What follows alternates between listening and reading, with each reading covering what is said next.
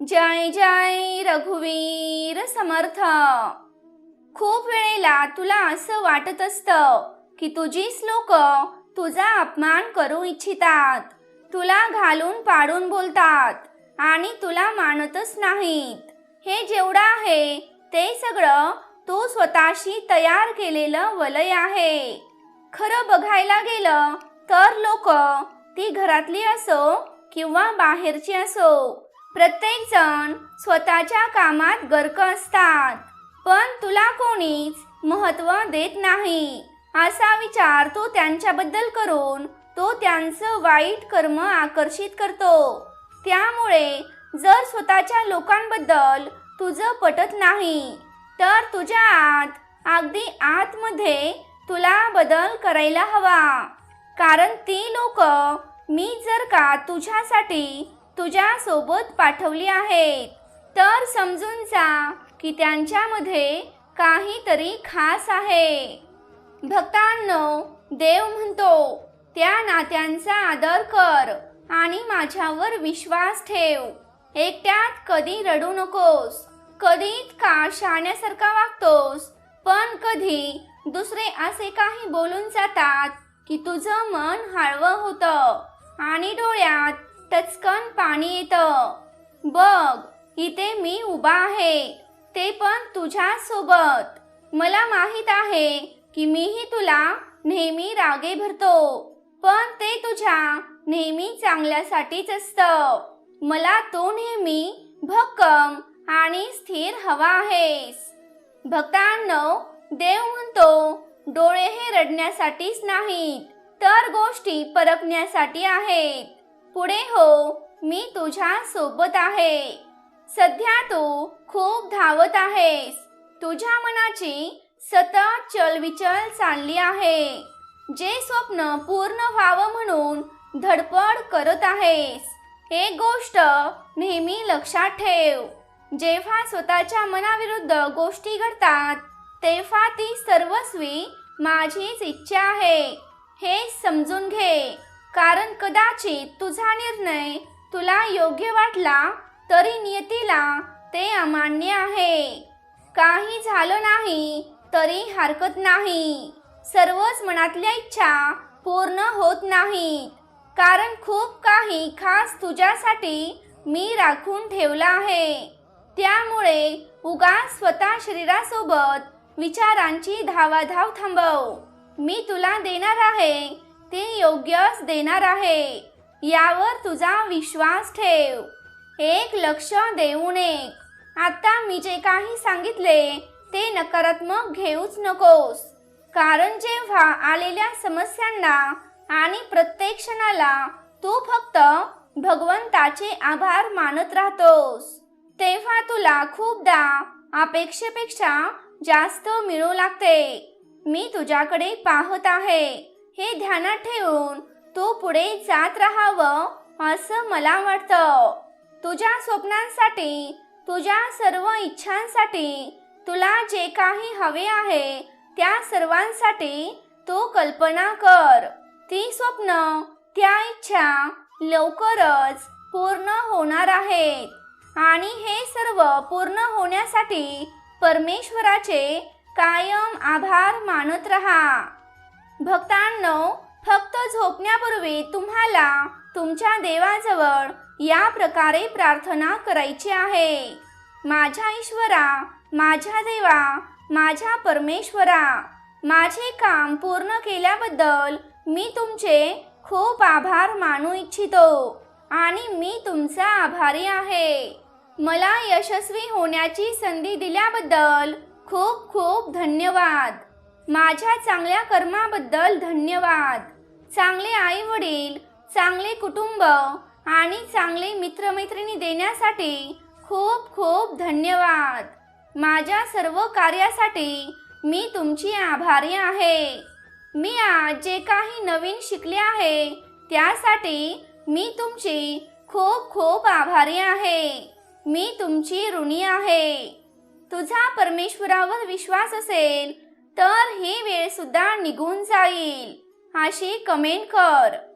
देव म्हणतो आज तुला मी अजून एक कारण देतो, तो दुःखी असण्याचं. भूतकाळात असं काही घडून गेलं ज्याला एखादी व्यक्ती जबाबदार होती.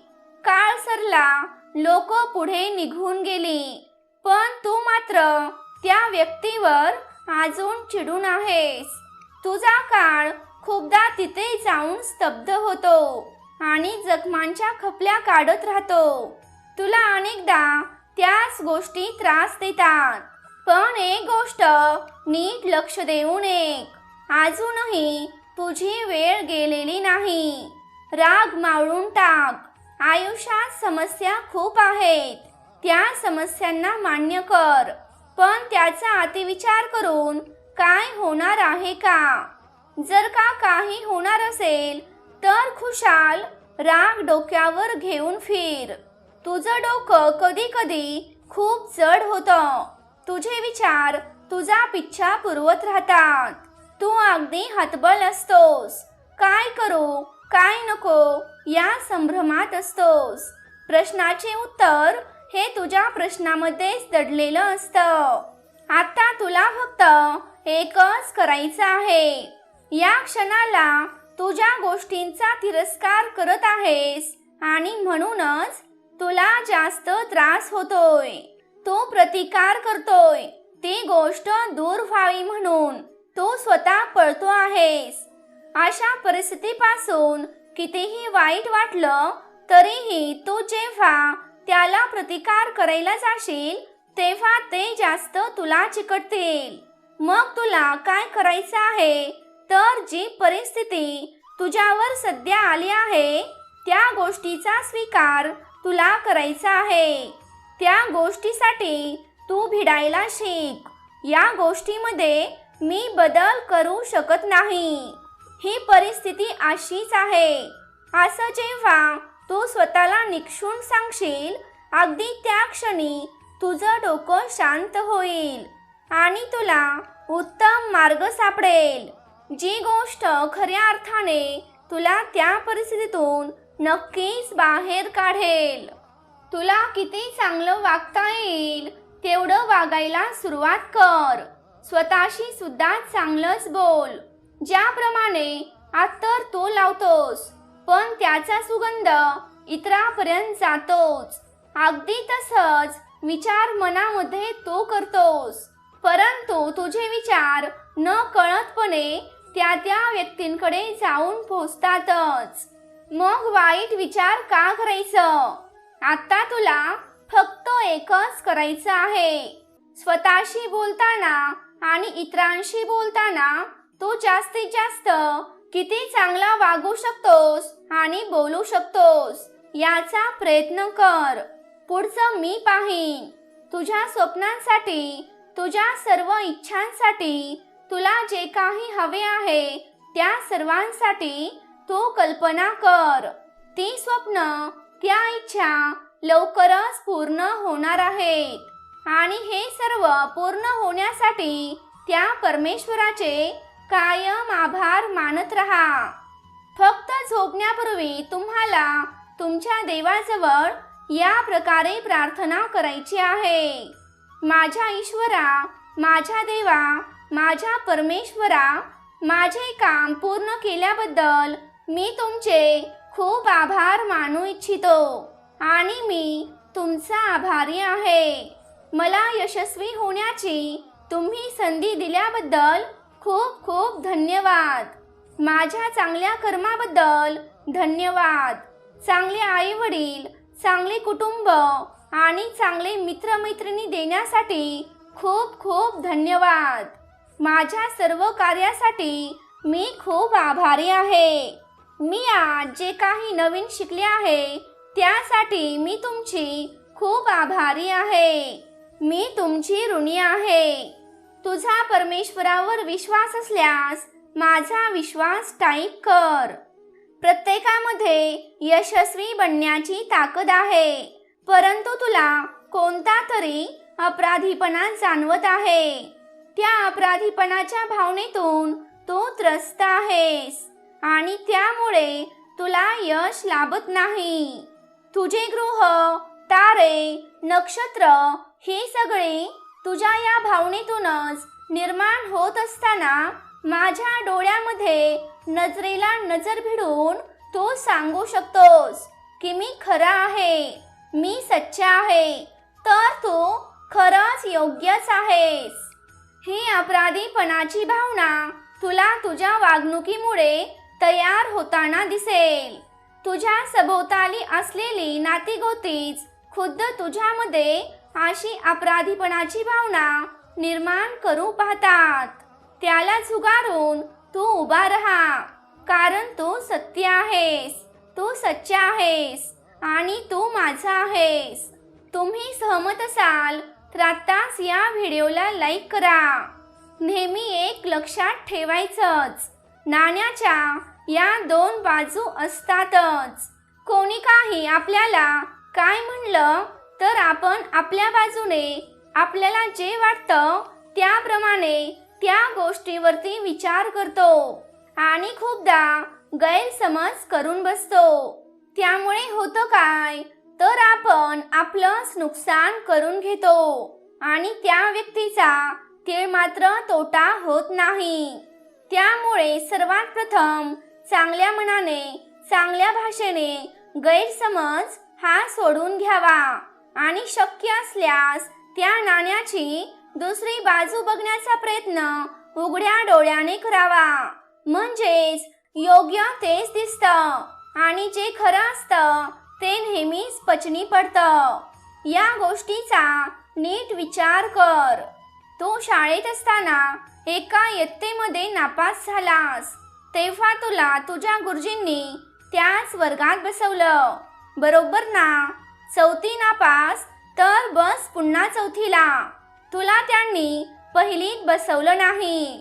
अगदी त्याचप्रमाणे आता या जन्मात जे चुकलात, आत्तापर्यंत जिथे तू हरलास असं तुला वाटतं ना, आणि अशाच विचारांचे काही अज्ञानी मनुष्य जेव्हा हार सहन करण्यापेक्षा जीव द्यायच्या बाता करतात, त्यांनी नीट दोन्ही कान उघडे ठेवू नये का? तू स्वतःला संपवशील तरी पुन्हा जन्म लगेच होणारच. इथे पुन्हा त्याच इयत्तेमध्ये तुला बसायला लागणारच. फरक एवढाच असेल, माणसे तेवढे वेगळे असतील, परंतु परिस्थिती तीच असेल. कदाचित त्याहीपेक्षा थोडी कठीण असेल. म्हणूनच कर्म भोगून संपवावं लागतं. कर्मापासून कोणाला सुटका नाही. त्यासोबत भरपूर गोष्टी तुला मिळतात तुझं कर्म हलकं करायला, पण तू ते करत नाहीस. म्हणून तू नामस्मरण कर, आठवणीने ध्यान कर, धारणा कर. आतापर्यंत तू जे जे ऐकलंस ते ते जगायला शिक. म्हणजेच निदान पुढे पेपर खूपच सोपा मिळेल. तुझ्या स्वप्नांसाठी, तुझ्या सर्व इच्छांसाठी, तुला जे काही हवं आहे त्या सर्वांसाठी तू कल्पना कर. ती स्वप्न, त्या इच्छा लवकरच पूर्ण होणार आहेत आणि हे सर्व पूर्ण होण्यासाठी त्या परमेश्वराचे कायम आभार मानत राहा.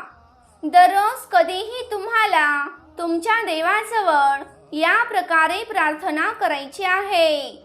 माझ्या देवा, माझ्या ईश्वरा, माझ्या परमेश्वरा, माझे काम जगभर प्रसिद्ध केल्याबद्दल मी तुमचे खूप आभार मानू इच्छितो आणि मी तुमचा आभारी आहे.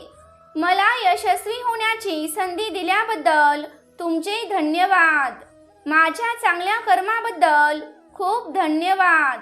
चांगले आई वडील, चांगले कुटुंब आणि चांगले मित्रमैत्रिणी देण्यासाठी खूप खूप धन्यवाद. माझ्या सर्व कार्यासाठी मी तुमची आभारी आहे. मी आज जे काही नवीन शिकला आहे त्यासाठी मी तुमची खूप खूप आभारी आहे. मी तुमची ऋणी आहे. तुझा परमेश्वराच्या शक्तीवर विश्वास असल्यास कमेंट बॉक्समध्ये अशक्य ही शक्य होईल अशी कमेंट करा. जय जय रघुवीर समर्थ. समर्थ तुमच्या सर्व चांगल्या इच्छा लवकरात लवकर पूर्ण करू देत आणि नेहमी तुम्हाला सुखात, आनंदात आणि हसत खेळत ठेवू देत. ही समर्थांच्या चरणी मनापासून प्रार्थना. सर्वांनो, तुमची काळजी घ्या. आपण भेटूया पुढच्या नवीन व्हिडिओमध्ये. जय जय रघुवीर समर्थ.